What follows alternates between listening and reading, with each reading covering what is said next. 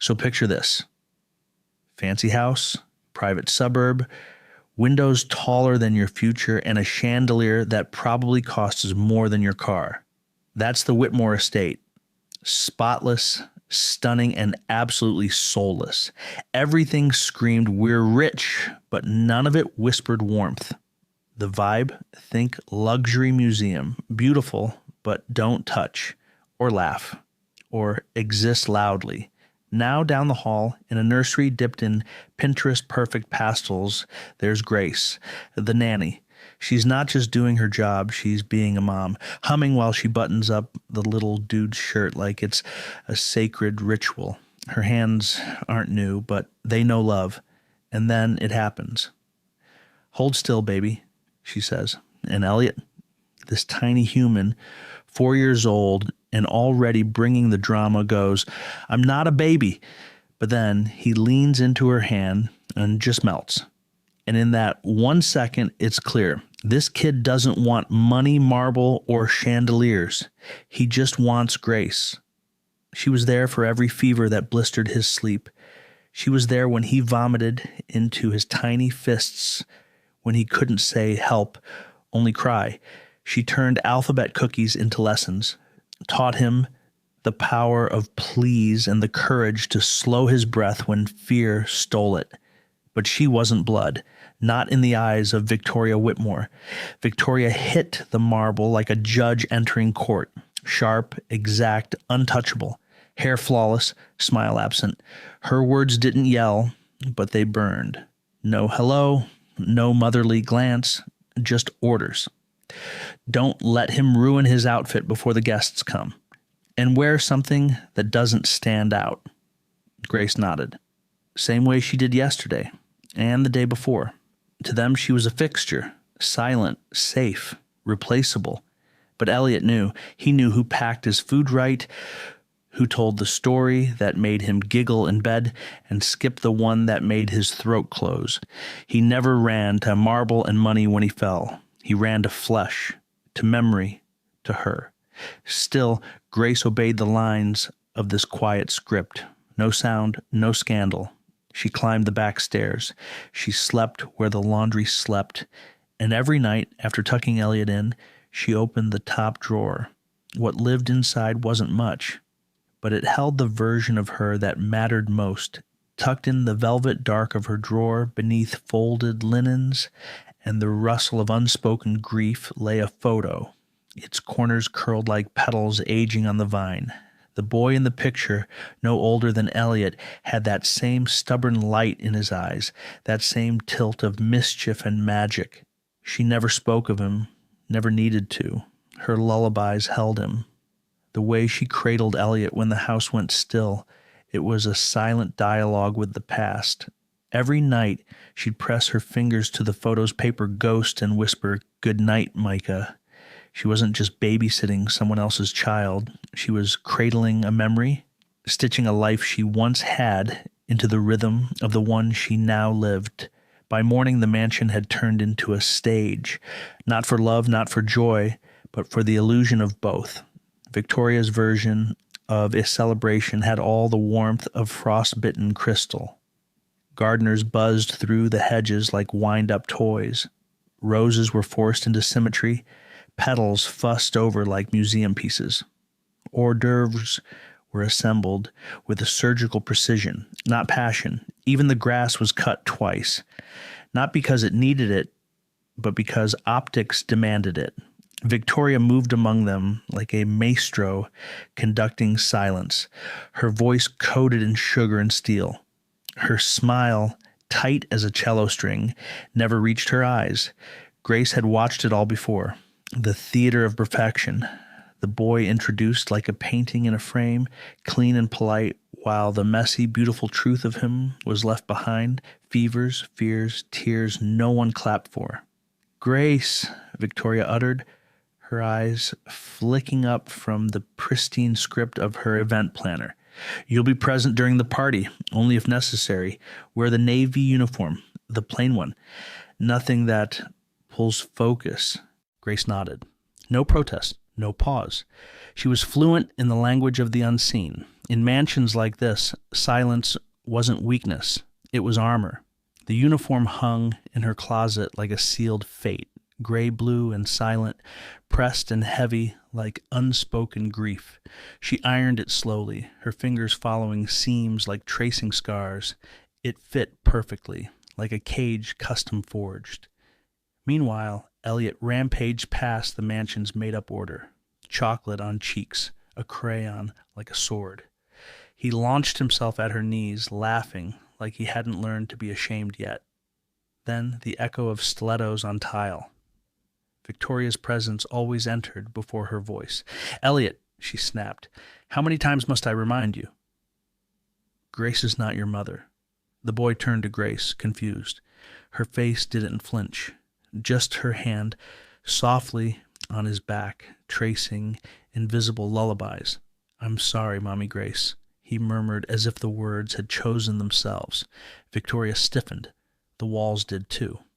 Later, as Grace sliced his sandwich into neat triangles, the only shape he'd eat, one of the chefs leaned in, barely a whisper. "Some days, I can't tell who actually belongs here." Grace didn't reply, but as the mansion quieted, the sentence sat with her, like a ghost refusing to leave. That evening, when the mansion finally ran out of noise and performance, Grace slipped away like stage crew after the final act. She sat on her narrow mattress, part bed, part metaphor, still in her uniform. It clung to her like guilt on a churchgoer. She opened the drawer, not for socks, for ghosts. Out came the photo, corners curled, colors faded, nostalgia's calling card. A kid's face grinned up at her, cheeks round like he still believed sugar solved everything. "You'd be Elliot's age," she whispered, just above the washing machine's ongoing confession. She grazed the image, not to comfort him, to comfort herself. Elliot wasn't him, but somehow carried the same gravity. She put the photo back like a priest closing a Bible, solemn and precise. Then the navy dress got its routine smoothing. She hung it, shut the closet, and locked away another piece of herself. By lunchtime, the estate had become a lifestyle ad. The sun posed politely over laser-leveled hedges. White linens blanketed tables like privilege in disguise. The food was tiny, the names unpronounceable, the intent unmistakable. Impress, not nourish. Soft jazz played like elevator music for the rich. Glasses clinked like an applause no one meant. Laughter floated, measured, manicured, completely divorced from joy. Even the roses smelled rehearsed. Pearls were out, but not for these ladies. Here they dangled like trophies on necks that hadn't seen a wrinkle in a decade. Thank you, Botox. They weren't guests. They were high-definition accessories. Doctors' wives, crypto queens, art gallery gatekeepers, all handpicked to fit the aesthetic. Rich, white, effortless. Meanwhile, Grace was backstage, doing what she always did, making the show run without a hiccup. She adjusted Elliot's collar and brushed pastry crumbs off his cheek with the precision of a sniper. "The bow tie's itchy," he groaned. "I get it, kid." "Welcome to formal wear," she said, tweaking it just enough to avoid a meltdown. He grumbled but complied. Trust, it turns out, isn't always taught. It's earned over years of bedtime stories and crackers during tantrums. Once he looked like a page from a parenting magazine, she sent him into the shark tank and faded back into her usual position, ghost in navy. From the hallway, Grace watched. Elliot clutched his juice like it was sacred, eyes wide, scanning the sea of heels, hairspray, and heavily filtered personalities. Victoria floated around, dispensing smiles like business cards. Her laugh hit all the right notes, warm, not too loud, and totally insincere. She didn't mention Grace. Of course not. You don't mention the gears in a Rolex. A woman leaned in, oozing admiration. "Victoria, your son is so well behaved." Victoria batted her lashes. "We've put a lot of effort into raising him," she said, like a politician who's never seen her own kitchen. Grace heard it, said nothing, but her grip on the tray just a little tighter. Then it happened. Elliot spotted her. His face lit up like someone just handed him a puppy and 5 cookies. "Mommy!" he shouted, and just like that, their perfect Pinterest party cracked wide open. He came running with a half-devoured cookie and a grin that could undo a week's worth of perfect ironing. Chocolate stained his vest. Frosting clung to his fingertips. When he wrapped his arms around Grace's waist, she caught the tray mid-tilt, her body reacting before her heart could. "I saved you one," he whispered, pride glowing like sunlight through a child's sketch. Victoria's posture locked like a door. Around her, conversation stopped. Champagne paused mid-sip. A brittle laugh slipped out. "He confuses roles sometimes," she said, trying to soften a stone. Grace didn't reply, but Elliot didn't let go. He smeared more sugar onto her dress. Bikini his presence louder than the quartet's return.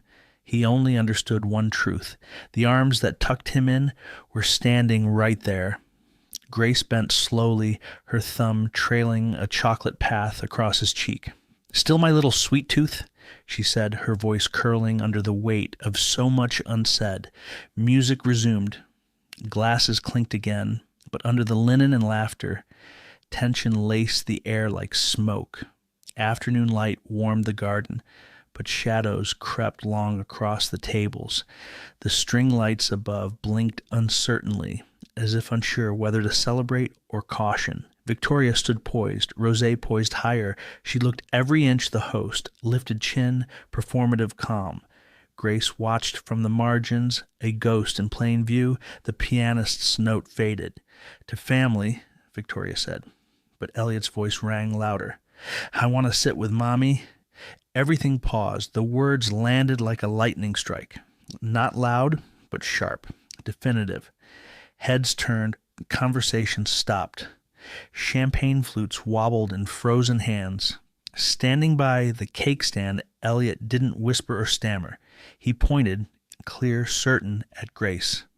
One woman gasped. Another man forgot he was even holding a drink. The murmurs swept the lawn like smoke after a gunshot. Did he just... Grace didn't blink, but inside every nerve stood on edge. Victoria's practiced smile flickered. Her fingers slipped slightly on the glass stem. A single heartbeat too long before she offered her reflex. A brittle laugh. "Kids, right?" she said, voice floating far too high. "He's just mixed up. Grace is a nanny. That's all." But Elliot wasn't confused, not even close. He stepped forward like he was walking into a truth no one wanted to hear, past pearls, past tuxedos, straight to Grace. He took her hand like he'd done it 1,000 times. "You're my mommy, right?" he asked, quiet but absolute. "You love me more than her?" And the world stopped breathing. Grace dropped to her knees, not out of shame, but instinct, protection. Her hands trembled. Her voice was soft, but every syllable carried weight. "Oh, baby," she whispered, "I love you more than you'll ever know." Victoria moved then, stiff and sharp. Her words came laced in control. "Grace, back to the kitchen now." The word inappropriate hung like fog in morning light, blaming, judging, denying. Grace didn't move. She stayed on one knee, holding the child who had told a truth too big for this garden. Elliot clung to her, and for a moment, longer than any toast, the garden ceased to exist. No dresses, no chandeliers, no curated lies, only the boy, and the woman who never stopped choosing him. The music danced on in the garden. Bubbles fizzed. Laughter returned, hollow and weightless, but Grace had vanished from the noise.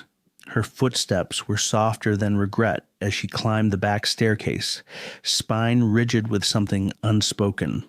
When her door clicked shut, the walls did what no person there could. Listen. She turned the lock, not out of fear, but for mercy. The ache in her ribs needed 4 walls and silence. This room held no chandeliers, no expensive perfume, just a bed like a folded prayer. A dresser with sticky drawers and the scent of starch and lavender hanging in the air like memory. Simple things, honest things. The last refuge of a woman who had given too much and taken too little. Her hands trembled as she sank onto the edge of the bed. She opened the drawer like it was a wound, and there it was. A photograph, edges curled from being held too tight, too often. She stared at the boy's lopsided grin. Micah. His sock had slipped down his ankle. His feet were bare, his joy untamed. She pressed the photo to her heart. I couldn't save you, she breathed, voice brittle as broken fence wood, but maybe I saved someone else. And then the memory returned. That day, that room, a blur of white lights and red tape. Her voice, hoarse from begging. Micah's cough, a storm in his lungs. The nurses waving her off. The hours that killed. They told me it was too late. That's how they said it, like a closed door. Sepsis, complications, no drama, no pause, just 3 words that stole everything. I remember the sound my knees made hitting the floor. I remembered the air vanishing from the room. I screamed, but the wall swallowed it whole. I didn't come back from that day. Not really. But the body keeps moving. Even when the heart stays buried, I became a nanny. Not because I wanted to rock other people's babies, but because I didn't know how to stop being a mother. I had love with nowhere to go, so I gave it away, piece by piece, like an offering. Then Elliot showed up, sticky, curious, loud. The first time he hugged me, it felt like someone pried the coffin open just enough to let light in. He didn't replace Micah, no one could, but he opened the wound, and maybe that was the point. I glanced at the wall beside my bed, Elliot's drawing, a kid and a woman in a triangle dress. Above them, Mommy, Grace. I touched the paper gently like it might vanish. Every story I read, every forehead I kissed, every tiny hand I held while pretending I was fine. It was all for the child I lost. Micah never got the ending he deserved, but Elliot, he got my pages.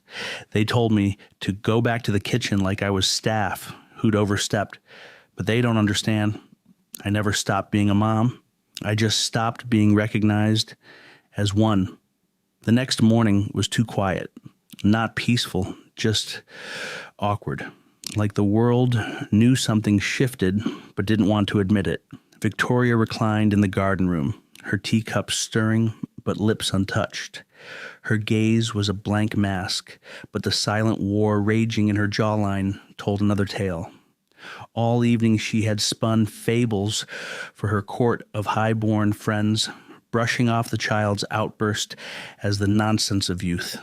But inside, shame festered like rot beneath fine silk. That woman, Grace, had dared to usurp the throne of motherhood in full view of her empire.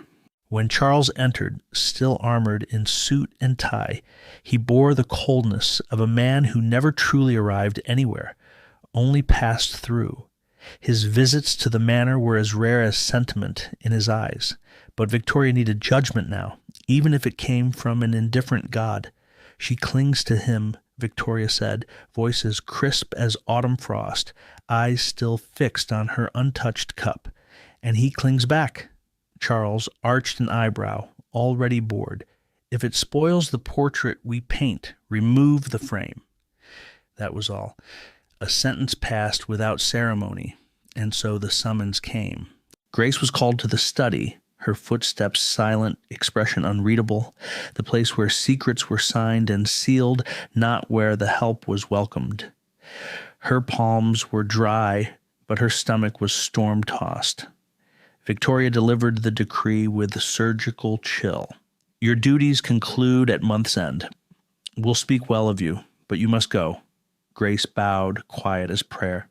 I understand. But from beyond the oak-paneled door came a sound, raw and ragged. Elliot.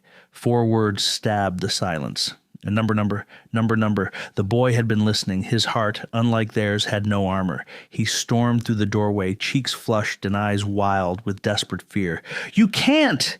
he cried. "I want Mommy Grace. I don't want her to leave." Clutching at her leg, his sobs spilled out raw and untamed, the kind only a child's heart can bear. No filter, no shame. Victoria stepped forward, cheeks burning with a mix of mortification and irritation. "Elliot, stop this right now." But the scene was already carved in the air. From the kitchen threshold, the chef froze mid-motion, flour dust coating his palms like a ghostly armor. A maid stood nearby, blinking back tears. No words were needed. Everyone had witnessed the fracture. Grace knelt slowly, her hands framing Elliot's tear-streaked face. "It's okay, darling," she whispered. "You'll be okay, I promise, but I want you to stay." His voice cracked, trembling like fragile glass. "You're my mommy." Her heart shattered, not for herself, but for him. For the cruel lesson waiting ahead, teaching that love is sometimes an unfair fight. Rising, she smoothed her dress with quiet resolve. "I'll begin packing," she said simply. Victoria nodded once, sharp and brief. Charles had already vanished from the room. The boy clung to her skirt, holding on as if she were gravity itself, until she eased his hands away, gentle but firm. And just like that, the woman who filled the halls with lullabies and light walked away from the only child who ever called her mommy and truly meant it. A week slipped by. The house healed its wounds with precision. Orchids bloomed fresh by the door. Banisters gleamed lemon-scented and pristine, and not a single toy dared stray. Grace packed her memories in silence. No one mentioned Elliot's outburst. No one spoke of the aching look in his eyes when she left. The Whitmores moved on. That was their gift. Victoria channeled her restless spirit into preserving her image. Today's stage was a charity gala, a yearly ritual performed not for love, but for acclaim. The estate buzzed with polished guests, glossy catering teams, and speeches polished to perfection. Victoria's blush-toned gown was chosen less for grace and more for how its hue would capture under the camera's gaze.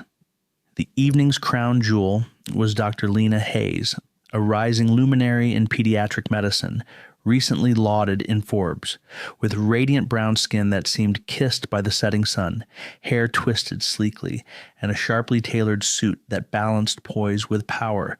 Lena commanded every glance. As she navigated the crowd, exchanging courteous nods with benefactors and hosts alike, Lena's gaze halted on a shadowed figure near the kitchen arch. Grace, still clad in her uniform, bearing trays as if she were part of the very air, unnoticed but indispensable. Breath caught, Lena paused. Her disbelief softened into something more tender. She wove through the gathering, approaching Grace just as she set down a plate of crostini. "Grace!" Lena's voice trembled, and the name seemed to echo in the air. Grace turned, momentarily suspended in surprise.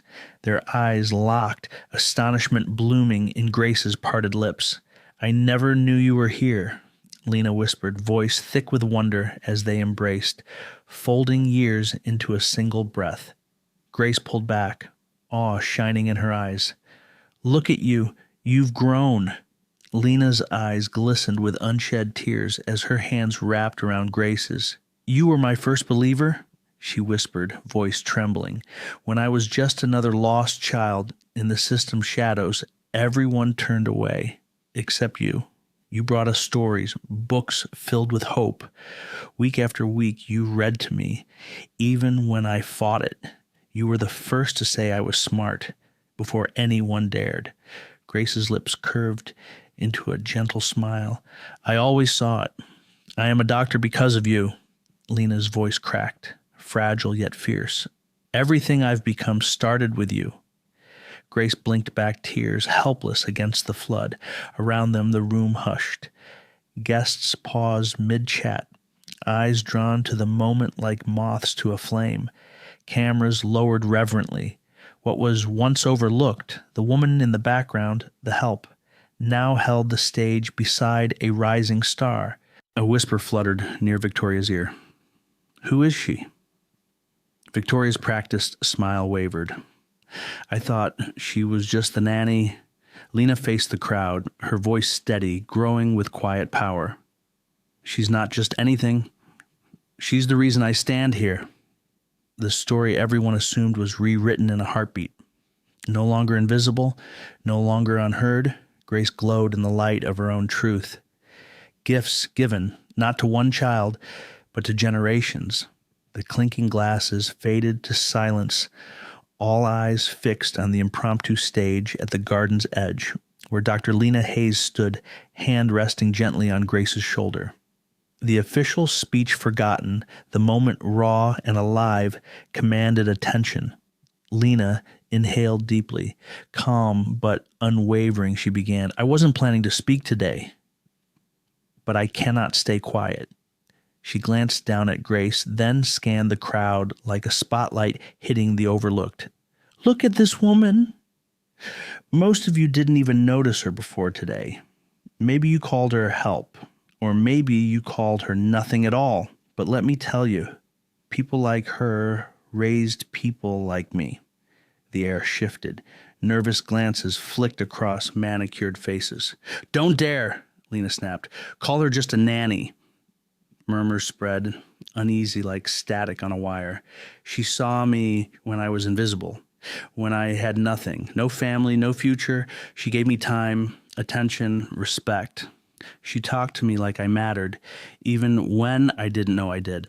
Victoria froze by the drinks, her practiced smile cracking like cheap glass. The perfect facade trembled near collapse. And I'm not the only one, Lena said quietly. She's been quietly pouring love into kids for over 10 years. Lives molded, while rooms like this ignored her. Silence fell heavy. Someone pulled out a phone, recording, red light blinking. Within minutes, the video was online, spreading fast. Captioned, "This woman just flipped the script." Comments poured in. Strangers, caregivers, grown kids raised by women like Grace. Hashtags trended. One former student shared how Grace taught him to read while his parents were absent. Another woman posted a photo, a toddler on Grace's lap years ago, far away now. She gave me more hugs than my mother did. Victoria's inbox exploded. Those who once looked away suddenly claimed they'd always admired Grace. Hypocrisy laid bare. Even Charles, barely in the room before, pulled Victoria aside. Maybe we overreacted, he whispered. All this attention, maybe we keep her, Charles said, but Grace already heard it all. No fury, no fight. Just a quiet force that spoke volumes. I'm not staying, she said, cool and calm. Where silence is my only role. Charles had no reply. Victoria's mouth opened, then snapped shut like a trap. For once, the house didn't own the story. It belonged to Grace. And finally, people listened.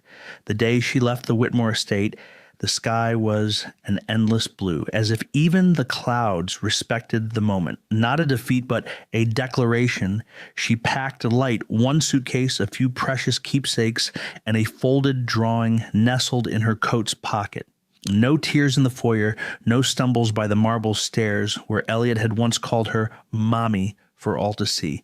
But the silence broke at the gate, urgent footsteps pounding behind her, a small voice, raw and desperate. Grace, wait! Elliot came running, cheeks flushed, arms swinging, his hands gripped her coat, pulling her back. Don't leave, he pleaded. She knelt down, cupping his face. The wind tousled his hair, her eyes glimmered with all the farewells she never got to say. You'll always be with me, she whispered. But now, sweetheart, you belong to them. Be brave. Be kind. Remember what I taught you, especially when no one's watching. He nodded, tears pooling in his wide eyes. She kissed his forehead, then turned, walking away with unwavering grace. The gates closed behind her. Not an end, but freedom's quiet start.